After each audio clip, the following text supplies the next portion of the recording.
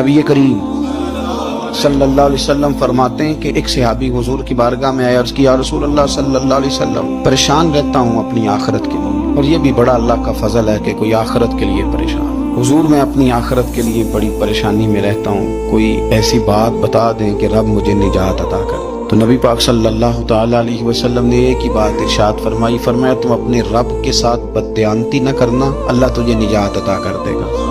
अर्ज की, या रसूल अल्लाह सल्लल्लाहु अलैहि वसल्लम, अल्लाह के साथ बददयानती और खयानत क्या है? लोगों के साथ तो मामला समझ में आता है कि किसी ने कोई रकम रखवाई, कोई ड्यूटी दी, कोई जिम्मा लगाया, पूरा न किया तो बददयानती हो।